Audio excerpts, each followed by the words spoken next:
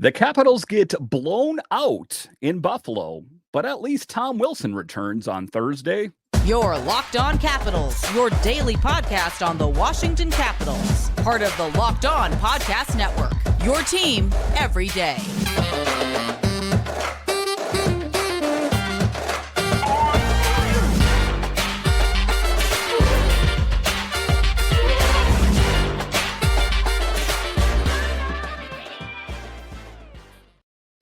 Well, hello and welcome into this edition of Locked On Capitals. I'm so glad you decided to join me today. As always, this podcast is free and available on all the major platforms, including the SiriusXM app and on YouTube. And I want to thank you for making this your first listen each and every day. My name is Dan Holney. You can find me on Twitter. It's at DanCaps218. You can find the show on Twitter. It's at Locked On Caps. And the best way that you can help grow the show is to subscribe to Locked On Capitals on YouTube and comment anything down below. I would love to talk Capitals hockey with you one-on-one, and we can do that on subtext. Just check the show description for more details. Today's episode is brought to you by Game Time. Download the Game Time app, create an account, and use code LOCKEDONNHL for $20 off your first purchase. So in this edition of Locked On Capitals, we talk about the Capitals playoff picture. Yes, despite the fact that they lost tonight, they are still in it, but they didn't do themselves any favors by losing tonight. We'll talk about that. A little bit later, we will talk about the game itself as the Capitals get blown out in Buffalo. What did we learn, and what do the Capitals need to not do when they play the Penguins next? And then a little bit later, we will talk about Charlie Lindgren. Yes, Chucky Sideburns got the hook in the game tonight, but just to get it going here, this was one of the games that most had the Capitals circled as winning. And if you are an everydayer of the show, you know I talk about that you need to at least win the games that most people perceive that you should win. And this was definitely one of those games. If you take a look at the Buffalo Sabres, they are not one of the better teams in the NHL. They're not the worst, but they are definitely not one of the better teams. And the Capitals found a way to lose this game in a convincing fashion. This wasn't they kind of lost a little bit. They lost by a score of 6-2. And this was one of the games, like I say, that they really should have won, because you take a look at the schedule ahead. They got the Penguins, they got the Carolina Hurricanes. And listen, the Penguins right now, they don't think that they're out of it. So they are really going to throw the kitchen sink at the Capitals. And just given the fact of what the Capitals did to the Penguins last time, they are most definitely going to be out for blood. And what are some of the things that the Capitals are going to have to be prepared for? It's one of the things, playing that full 60-minute game. And I know you could put that on a t-shirt and sell it outside Capital One Arena. We will play a 60-minute game, but you need to adhere to that advice, because this was a game that the Capitals got outworked in every fashion. They tried to outshoot things. They tried to overpass, and they weren't getting quality shots on net. Those are the things that they're going to have to change. But if you take a look at the playoff picture, the Capitals have no real opportunities to drop a clunker here or there. You drop a clunker here or there, and you are going to be setting up tea time instead of setting up, who you're going to be playing in the first round of the playoffs. But, the thing of it is that I'm going to say right now, the Capitals have played really great. They've taken down teams that they shouldn't have. You take a look at the Canucks. You take a look at the Red Wings. You take a look at the Jets, just off the top of my head. Those are some of the teams that the Capitals have struggled with historically this season, and they found a way to pick up big wins. But, it's a two-sided coin, and it's a Jekyll and Hyde personality of this team, because they can find a way to rally the troops and pick up wins in games that they shouldn't win. And then the games that everyone thinks, well, the Capitals have got to beat the Sabres. Well, they find a way to lose those games. And it's a difficult thing, and it's a hard team to gauge, because if they do make it into the playoffs, they are going to have to find a way to take down teams that are difficult and answer the bell and play well on the biggest arenas in hockey. So there is some question and some concern about how the Capitals will fare if, in fact, they do make it to the playoffs, because even though they are in a somewhat good position, they can't dilly-dally. They can't take their opponent for granted, or they will be on the outside looking in and talking about what they are going to do next year. The Capitals needed this game. This was one of the games most had circled the Caps as winning, and what happened? They got slammed, face-palmed by a score of 6-2. First period, I thought the Capitals looked like they had some hope, but it was a fast Sabres team. The path to the playoffs is now that much more difficult. Not impossible, but they still have games in hand, so all hope is not lost. And we hear that a lot, but the Capitals have games in hand. Well, if you keep losing games, that's not going to really matter at all. Tom Glitti pointed this out. He said the Islanders defeat the Blackhawks 2-1. So they're 1 point behind the Capitals and Red Wings for the second wild card now, and 2 points behind the Flyers for third in the Metro. There are teams on the Capitals' heels that are coming after them. The Islanders, the Red Wings, and you take a look at the Penguins. All of these teams don't think they're out of it. Don't tell them they're out of it. They are fighting for their playoff lives, a lot like the Capitals.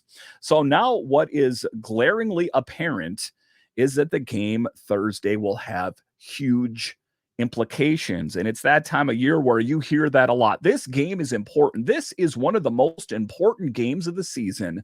The game Thursday evening against the Penguins will be huge.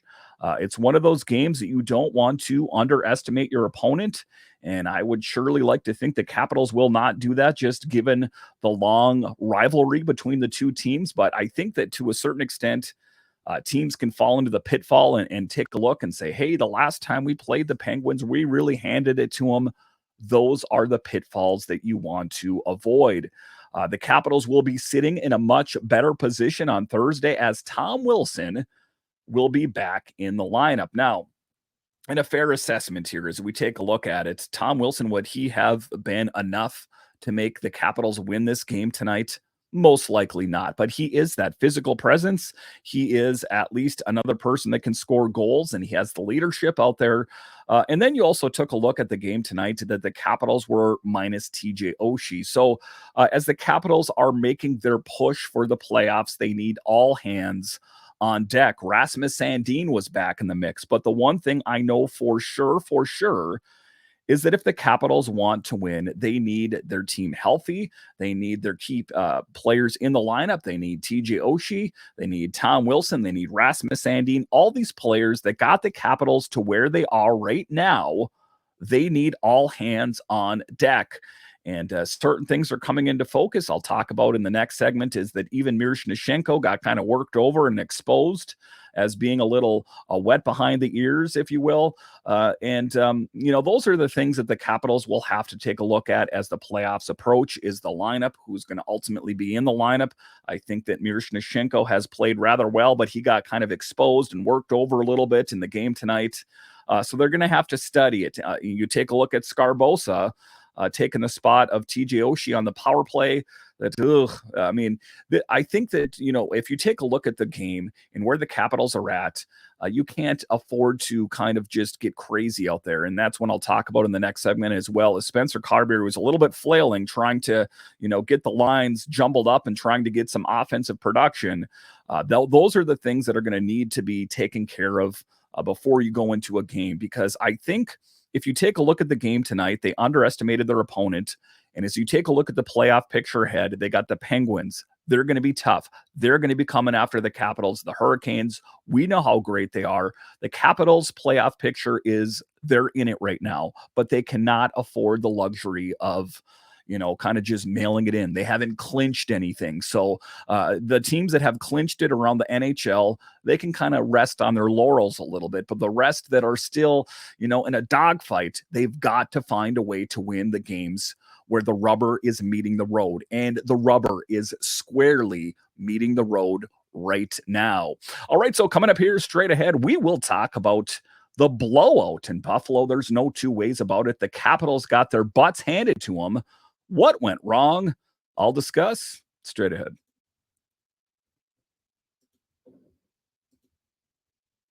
Game Time is an authorized ticket marketplace of Major League Baseball, which makes getting tickets even faster and easier. Prices on the Game Time app actually go down closer to the first pitch, with killer last minute deals, all in prices and views from your seat, and their lowest price guarantee. Game Time takes the guesswork out of buying MLB tickets. And listen, I imagine there are some Nationals fans listening to the show. Say you were working all day, say you didn't have time to buy tickets for the game at night. Well, fear not. Game Time makes it easy, where you can find tickets easier and sometimes cheaper closer to game time. And that is ultimately what I love about Game Time. So make it easy on yourself. Take the guesswork out of buying tickets with Game Time.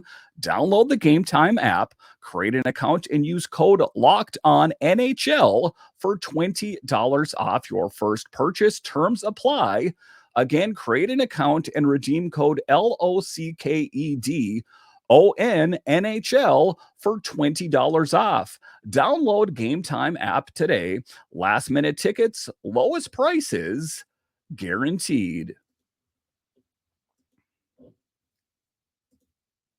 Are you watching Fox Sports or ESPN on your TV all day? Have to turn down the volume with all the shouting? Make the switch to Locked On Sports today, a free 24/7 sports streaming channel program for you every day to bring you the biggest stories without all the screaming.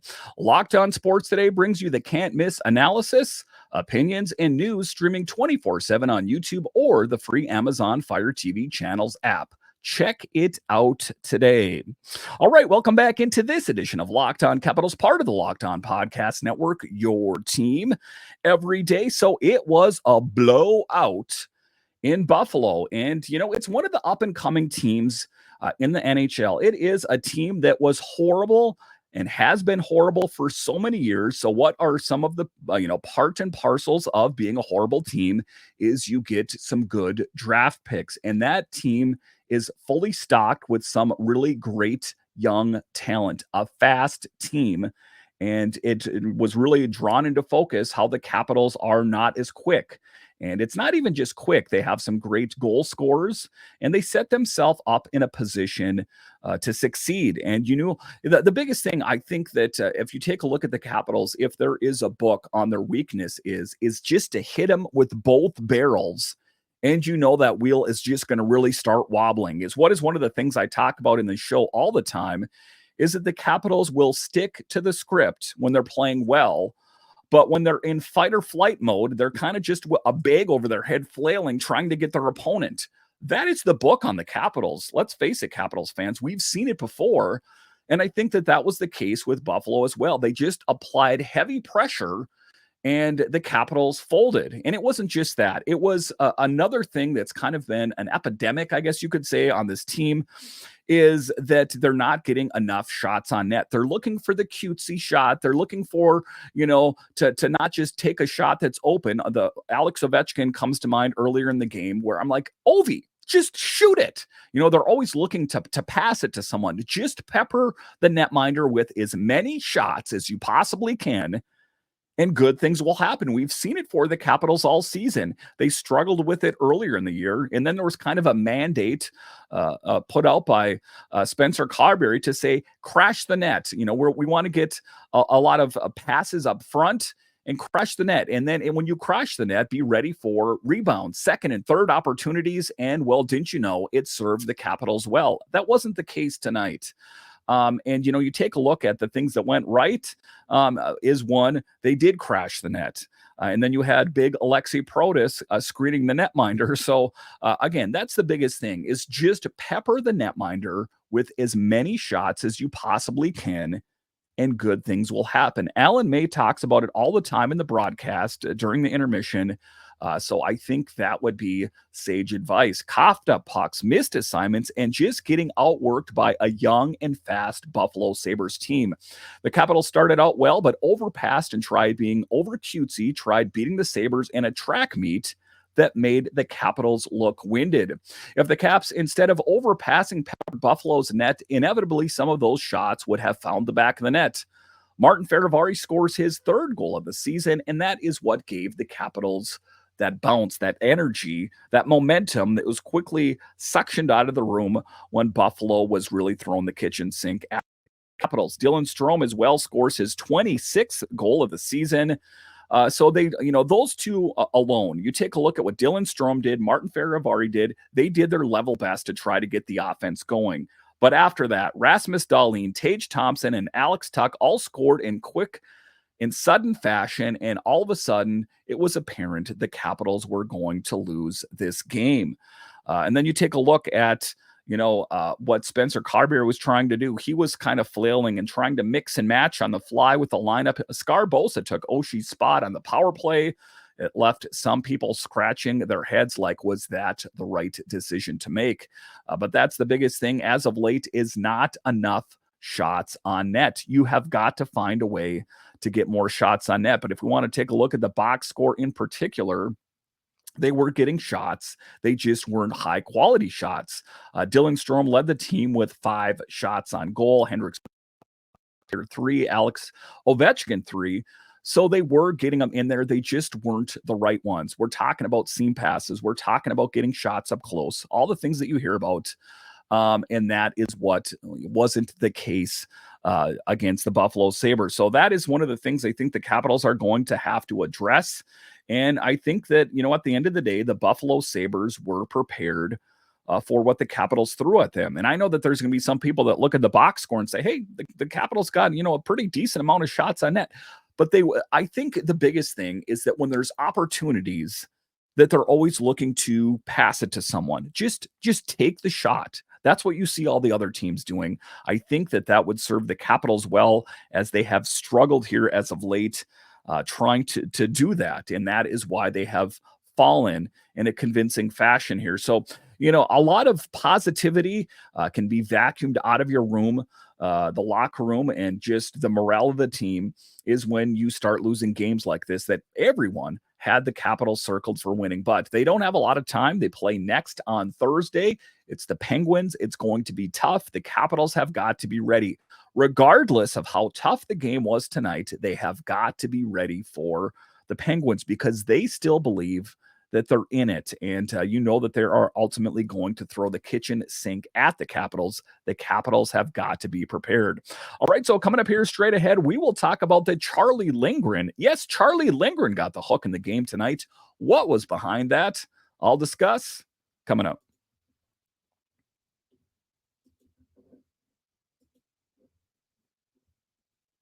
Say goodbye to busted brackets because FanDuel lets you bet on every game of the tourney. Whether you're betting on the big upset or a one seed, it's time to go dancing on America's #1 sportsbook. Right now, new customers get $200 in bonus bets if your first $5 bet wins. Now, listen, sometimes you're watching these games, sometimes it's hoops, sometimes it's MLB, whatever the case might be, you're not that interested in the game. And let's say you're watching a Wizards game, for example, they're not that great this season. And sometimes you need motivation. Open up the FanDuel app, put a little bit of money on the game. All of a sudden, watching the game is that much more exciting because right now new customers get $200 in bonus bets if your first $5 bet wins. That's $200 to use on point spreads, money lines. You can even pick who's going to win it all. Just visit fanduel.com/locked on and bet on college hoops until they cut down the nets. All right, welcome back into this edition of Locked On Capitals, part of the Locked On Podcast Network, your team every day. So something strange happened this evening. Charlie Lindgren, Mr. Consistent, one of the better NHL netminders in the entire National Hockey League, got the hook out of the game. And there's a lot of people saying, well, what was behind that? Did Spencer Carbery lose hope in Charlie Lindgren? No, that's not the case at all. Listen, everyone knew. I don't think there was any hopes in the third period that the Capitals were going to lose this game. There just was really no question about it. And one of the things that we've talked about on the show, if you're an everydayer, you know that, is that Darcy Kuemper most likely has struggled as of late. because he has not got enough reps. So if you take a look at the game tonight, this was a tailor-made opportunity for Darcy Kuemper to get in some work. Because we know that if we take a look at Charlie Lindgren, he is going to be the guy down the stretch. So if he can get any rest, well, then why not do it? The other thing that we know as well is that Darcy Kuemper is going to need to see some action if he is going to be ready. I talked about that in yesterday's show, that most goalies in the NHL would rather play many consistent games than play sporadically once or twice a month, because then when you are inserted into a game, even though you take your shots in practice, it still doesn't prepare you for real game activity. So despite the fact that Darcy Kuemper has quite the resume, played on quite a few different teams, won a Stanley Cup, that even Darcy Kuemper can get rusty. And that's what, kind of my hunch on the whole thing is that I don't think Darcy Kuemper lost his game. I just think that he lost getting enough reps in. Now, I understand that he got pulled out of those games because he was playing poorly, but the Capitals, they have to have a good tandem. So they're either going to have to, get Darcy Kuemper up to snuff, as they would say, or they're going to have to explore options with Hunter Shepard or Clay Stevenson. Because the one thing I know for sure is that if your team is going to do well, you need grade A talent between the pipes. And I believe that they have that with Charlie Lindgren. So to the people that are going, well, what's going on here? Why did he get the hook? I think it should have been apparent. Spencer Carter said on pulling Lindgren with a 14-27, just thought the game was give Kemp some reps and give Chucky the last 15 minutes off. I don't think that Charlie Lindgren should look at this like, I blew it, guys. I made the mistake. He made some top tier saves that I have no doubt will make a highlight package on the NHL network. That even despite that he got outworked. And it's the same story on a game in and game out basis, is that the defense was folding in front of Charlie Lindgren, or he was getting screened. And they left him out to dry. Now, I'm not going to absolve Charlie Lindgren of all guilt, but at the end of the day, he is going to give the Capitals the absolute best chance at winning games. And that's what it's all about, because if you take a look at the beginning of the season and how poorly the Capitals were playing, I was almost resigned to the fact that the Capitals would not make it to the playoffs, but then they found a way to turn it on here at the end of the season. They need to continue riding the hot hand and Charlie Lindgren, and they need to continue with this positive momentum, brush your shoulders off after a loss against the Sabres, because you're going to have to be ready for a Penguins team that's going to give it to you with both barrels. So that's the big thing here, is just taking a look at the game. It was a rough game to watch. I thought they were going to get some momentum here or there, but they struggled. And how do they find a way to turn it around? They're going to have to do it with Charlie Lindgren. The interesting question now is when does Darcy Kuemper get his next start? When you lose games that everyone has you circled to win, are you going to want to put Darcy Kuemper in a high leverage situation, let's say against the Penguins or the Hurricanes? I guess, if you take a look at it, the Senators would be a game that I think that maybe you could do it. But again, until the Capitals have something on lock, I don't think that you can risk it. I think you keep going with Charlie Lindgren until he proves that he's not capable of doing it or he's injured. So that's the tough position. You take a look at Darcy Kuemper, and to a certain extent, you kind of feel for him, because he's like, hey, how am I going to get my opportunity? But then that's just me thinking. I'm not an NHL player. I'm sure that he knows that this is all a part of the game, that you just have to be ready for your opportunity. I oftentimes recite 2018. It was Holtby and Grubauer. If it was just Holtby and a subpar backup, the Capitals would have not won the Stanley Cup in 2018. So same goes here, that the Capitals need Charlie Lindgren, and they need either Darcy Kuemper or a Philip Grubauer-esque type netminder to save the day if called upon. For me, just as a guy that hosts a podcast on the Capitals, I would explore the option of Hunter Shepard. I know that some people are worried about people's feelings, and, I can relate to that. I can empathize, but you need the best person in to back up Charlie, because at some point he's going to need a break. At some point he could get injured. And if you don't have faith that Darcy Kuemper is the guy, then I think you have to do the wise thing and either go with Hunter Shepard or Clay Stevenson. Listen, I want to thank you for joining me on this edition of Locked On Capitals, your only daily year-round podcast covering the Washington Capitals. And I want to thank all of you that listen on the audio side and watch this on YouTube. You are ultimately what makes this show successful. When you're done here, head on over to Locked On's 24/7 streaming channel on the free Amazon Fire TV channels app or on YouTube. It's kind of like ESPN or Fox Sports, but way better and free. And nothing beats free. All right, once again, I want to thank you for joining me on this edition of Locked On Capitals, part of the Locked On Podcast Network, your team every day. My name is Dan Holme, and I'll talk to you again next time.